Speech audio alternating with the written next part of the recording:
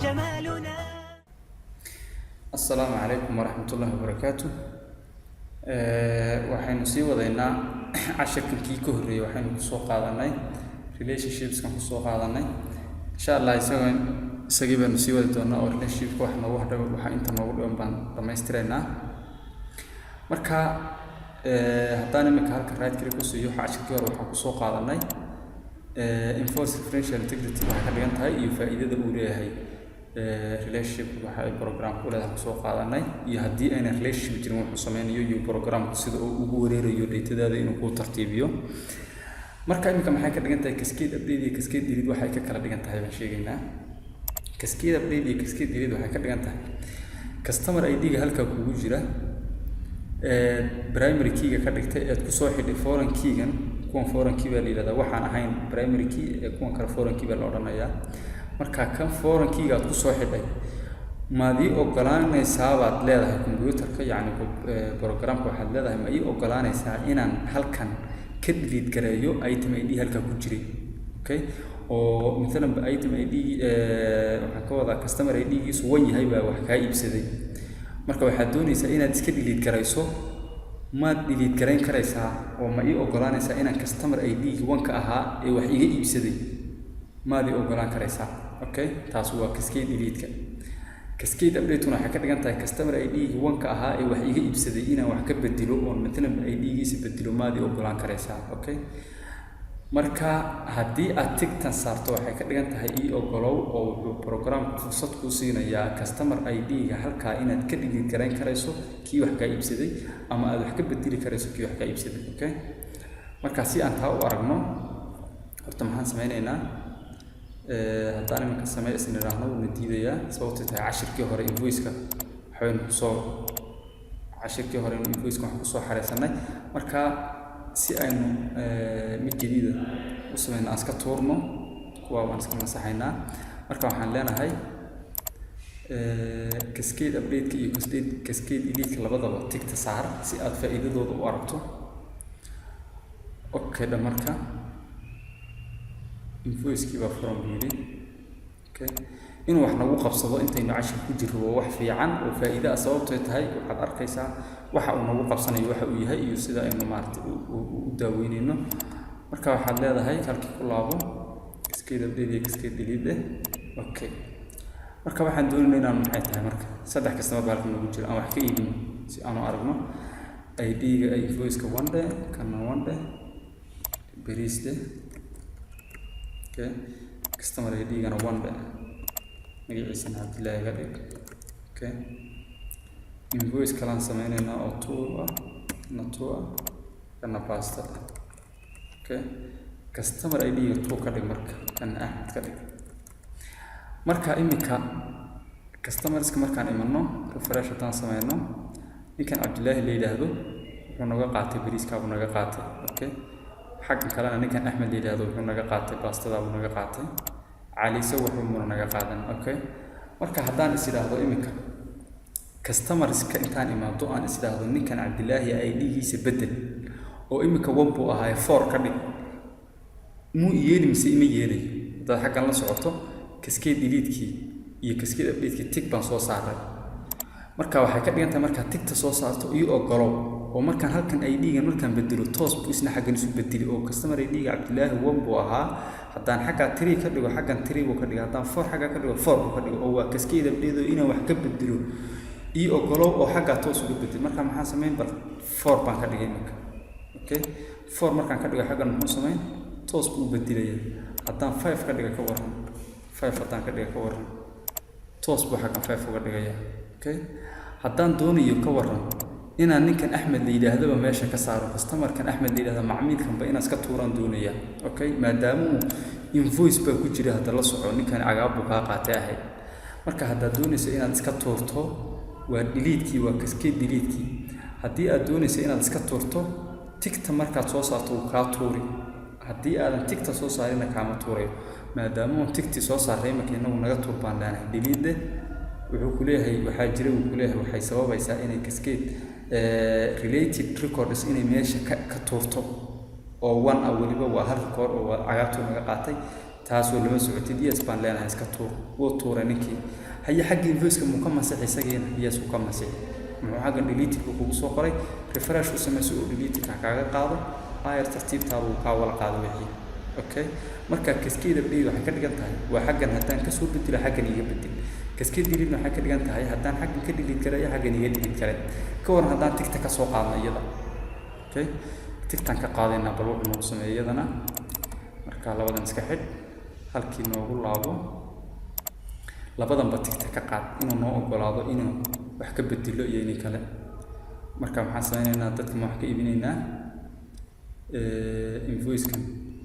qofkan waxbaan ka siibinaa Cabdilaahi kan kalan ka iibinaynaa waxaan leenahay 2 ID-gana 2 ka dhig waxaana baasto ka dhig okay yaa noogu jira customer-ka noogu jira muxuu ahaa muxuu ahaa customer-ka noogu jira waa 3 iyo 5 okay marka 3 iyo 5 waxaan ka iibinay 3-gan ka iibinaynaa maanta caali dhamarka caali okay marka maadaama uu maanta tigti aan ka soo qaadnay haddaan is idhaahdo halkan imika ka delete garay customer-ska intaan imaado daawo hadda ninkan Cabdilaahi agaab iga qaatay ninkan caali isagana agaab iga qaatay haddaan maanta maadaama uu related record baa jiro oo waxay iga iibsadeen baa jira haddaan xaggan ka tuuro sidaad ka war Cabdilaahi waxaan doonayaa inaan u bedelo ID-giisa haddaan u doonayo inaan 2 u bedelo oon halkaa ku dhufto igama yeelayo wuxuu ku leeyahay waxaa jira related records baa jira oo aan ku ogolaanaynin waxbana aadan ka bedeli karin aadan delete karin okay baan leeyahay marka kuma ogolaanayso walba oo sameeyay dhinac walba oo qaado ilaa aad ID-giisa ku soo celiso kaama yeelayo okay haddii aan delete garay sidaad ka war oo caligan ba inaan iska saaraan doonayo delete haddaan idhaahdo kuma yeelayo iyadana related record baa jiro kulaa wax walba oo sameeyay kaama yeelayo okay xaggan ilaa aad ka soo delete garayso mooyee marka imika haddaan xaggan ka delete garayo Cabdilaahigan on delete idhaahdo Cabdilaahi xaggan ka tuuray ka waran xaggan marka waxaan sameeyaa imika halka haddaan ku dhufto delete buu ku yidhi xagga hoose refresh haddaan idhaahdo si uu kaaga saaro delete-ka waka imika ninkan wax record oo maarti ku xidhan ma jiro marka haddaan delete garayo ma delete garaynaysaa buu yidhi yes baan leh saabu kaaga saaraya oo kumuna ogolaadeen inaad tan ka soo saarto haddaadan xagga ka soo tuurin marka cascade update iyo cascade delete kali waa intaa bay tahay oo waa inta aan si fiican u tafsiilinay inaad fahanteen aan rajeynayaa okay cascade update iyo cascade delete haddaan xagga ku dhaafno maxaa xagga noogu dhiman xaggan waxaa noogu dhiman join types ka noogu dhiman join types maxay ka dhigan tahay marka okay join types horta iyadu wax kale ma aha iska fududahay waxa weeyaan labadan table aan doonayo inaad warbixintooda i siiso waxaad samaysaa labada table waxa ay equal ka yihiin ay ka siman yihiin ii soo saar waa khiyaarka ugu horeeya taas okay ka ku xigan waxa weeyaan waxaad ii soo saartaa customer-ka table-ka customer-ka wixii record ay ku jira wixii magacyada iyo wixii ku jira ee macmiil oo dhan ii soo saar laakiin invoice-ka marka aad ii soo saaraysid just wixii related ay equal ka yihiin ii soo saar okay taas waa number waa ka labaad ta saddexaad waa tan cagsigeed oo maxay ka dhigan tahay invoice-ka wixii ku jira oo dhameystiran ii soo saar halka aad iga soo saaraysid customer-ska interrelated kala ay equal ka yihiin interfields ay equal ka yihiin ii soo saar okay marka hadda iska yar adkaatay waxaan ku tafsiilinaynaa misaal ahaan marka aad doonayso inaad tan soo ogaato dad ila socoto waxaad ka qaadaa halka enforced referential integrity ka qaad sababtoo tahay kuma ogolaanayo inaad samayso join type-ka aan ka ahayn marka si aan u ogaano bal customer-skeena marka aan xareysano customer ID-ga 1 ka dhig imika 1 kan wuxuu nooga ogolaanaya inuu bedelino waxaan record rona ma jirin inta kale waan soo bedelay relationkii waxbaan ka soo bedelay marka laba dheh Cabdilaahi dheh Cabdilaahi xaggan 3 dheh Axmed xaggan okay saddexdan qof aan xareysanay invoice-ka marka laba qof qoray waa maxuugeysii ibn Nabi Cali ID-giisa maadaama xaggan soo bedelay imika calaaqadii ma garanay computer-ka maadaama aan ka soo saaray baashi calaaqadii aan ka soo saarnay invoice ID-ga 1 nooga dhig invoice ID 2 ah item-kaan iibinaynana waa 2 ama 1 dheh baasto okay qofka kale qofka wax naga iibsaday waa kuma cali iyo cabdillaahi baan ka dhigaynaa marka to cabdillaahi. Okay, marka si aan u fahanno join tab si aan u shaqeyso waxaynu u baahanaynaa queries-kiina mar labaad ku laabano. Okay,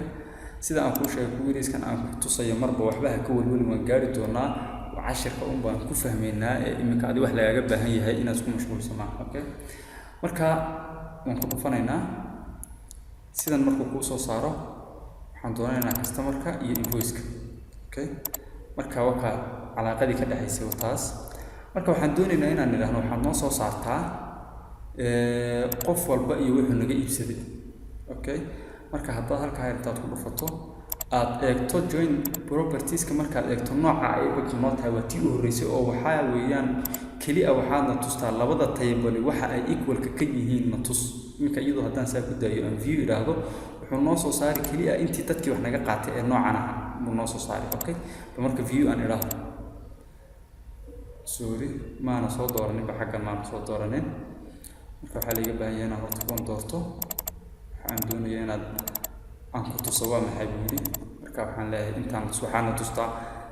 invoice-ka ID-giisa iyo item-ka ID-giisa iyo magaciisa iyo customer-ka ID-giisa magacii waa naga qaatay iyo agaabta intaan ka siinay iyo intuu naga qaatay. Okay, markaan tus baan nidhi. markaa muxuuna tusay qofkii wax naga qaatay agaabta nooga qaatay iyo ID-yadoodii ma tusay. Okay, marka haddaan tan soo bedela ka waran haddaan join tag soo bedelo. Okay, oo maxaan u bedeli waxaan odhanayaa join properties waxaan odhanayaa customer-iska listigooda oo dhammaystiranna tus halka aad kan kale naga tusaysid fieldiga ay equal-ka un ka yihiin. Okay, marka haddaad la socoto customer-iska 3 bay noo ahayn laakiin 2 un baan wax ka iibinay. waxaan doonayaa markaan tan click siiyo inuu 3diiba noo soo saaro invoice-kana labada qof in wax ka iibino inuu dhinaceeda noo soo saaro. Okay, marka okay baan leeyahay kan baan iska tuuraynaa. marka waxaan leenahay customer-iska maxaan u baahannahay dib baan usoo laba dalbanaynaa. waxaan leenahay invoice ID-gaan u baahannahay invoice item-ka iyo customer iyo item name-ka customer ID-ga iyo customer name-ka. Okay, xaggan kale price-ka aan ka siinay iyo quantity intuu naga qaatay. Okay, intaas nagu filan. waxaan doonayaa customer-iskii 3dii ahayd inuu noo soo saaro labadii wax naga iibsatay un dhinaca kalena inuu noo soo saaro. Okay, view-da marka muxuu sameeyey xaggan kan imika waa customer-iskii list-kan waa customer-iskii. haddaad arkaysa ninka customer-kani waxba muuna naga iibsan. Okay, labadan qof unba wax naga iibsatay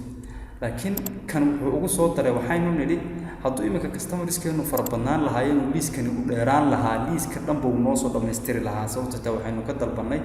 inuu customer-iskii dhannaan noo soo wada dhammaystiro xagga invoice-ka laakiin inta wax naga iibsato inuu noo soo qaado ay equal-ka ka yihiin. Okay, marka customer-kan saddexaad sidaa buu ugu soo daray. haddaan ka qaad idhaahdo ka waran haddaan idhaahdo tanna aan sii bedelo oon idhaahdo waxaadna tustaa invoice-ka oo dhammaystiran wixii invoice-ka record-iska ku jira listigiisa oo dhammaystiran na tus laakiin markaad customer-iska joogto dadka wax naga qaata una tus. Okay, marka iminka invoice-ka aan sameynay waa 2 xabo un. Okay, labada customer baan naga qaadatay. marka maadaama aan 2 xabo u sameynay labadii xabo ee labadii customer buu iminka noo tusaya oo taas iminka waa tii aan markii aragno oo kale. Okay, oo wax weyn isma bedelayo sababtoo tahay ma jiraan list kale oo dheer oo noo soo saari lahaa. marka join types-ku noocaaga u shaqeeyaan oo waa labada table ee doonayso inay macluumaadkooda lagu tuso sidii lagu tusi lahaa. mar waxaad leedahay kanoo dhammaystiran tus kana interrelated-ka la ah ay equal-ka ka yihiin. mar waxaad leedahay kanoo dhammaystiran tus marna waxaad leedahay labadooduba inta ay equal-ka ka yihiin keliya ay tus. marka iminka haddaan soo bedelo axmedkii u dambeeyey buu naga qaaday. iminka tan haddaan ku dhufto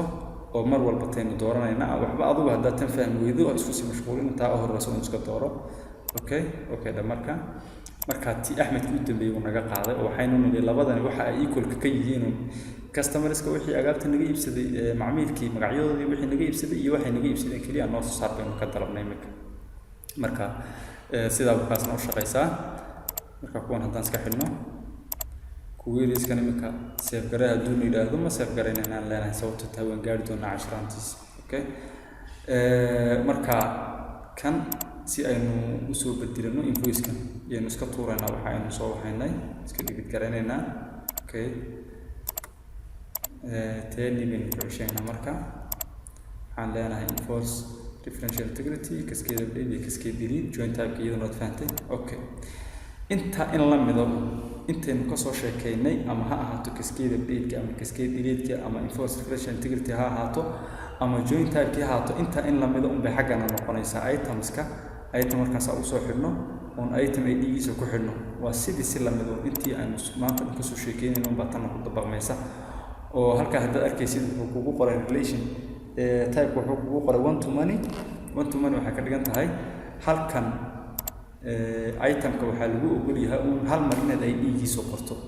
oo laba item isku ID ma noqon karaan okay laakiin dhinaca invoice-ka item-kii intaasoo markuu soo noqon karaya oo item ID 20 qof baa kala iibsan karaysa oo waxa oran karaysa item ID ga wanka yahay Axmed baa iibsaday ka wanka yahay Umar baa iibsaday sida ay noqonaysaa oo yani waa waaxid iyo mid bila xad yani oo dhamaad lahayn one to many saas ka dhiganta relation kale oo jira type kale waxa jira money to money iyo one to one baa jira inagu imika course-gana insha Allah waxaynu kuwa u baahanahay ma jirto marka kuwan baan ku taysanayna insha Allah marka aynu hore u sii socono relation ka aan sameyn doono table-ladu sidoo way ka farabadnaan doontaa marka waxa muhiim ah inaad fahanto sida ay u kala shaqeeyaan intii aynu soo sheegnay darsigani hore aan ku macnaynay inta haddaad fahanto si walba ay relationship table-lada ka dhaxeeya u farabataan kaliya waa isku fikradda marka fikradda haddaad halkan ku fahanto haddii relationship-ka la farabadiyo haddii la yareeyo waa inta aan maanta ka sheekayno marka maanta xagga darsigeena ku joojinaynaa insha Allah la soco darsiga kale aynu kaga sheekayn doono kuwiiliska aynu kaga sheekayn doono. Assalaamu calaykum waraxmatullaahi wabarakaatuh.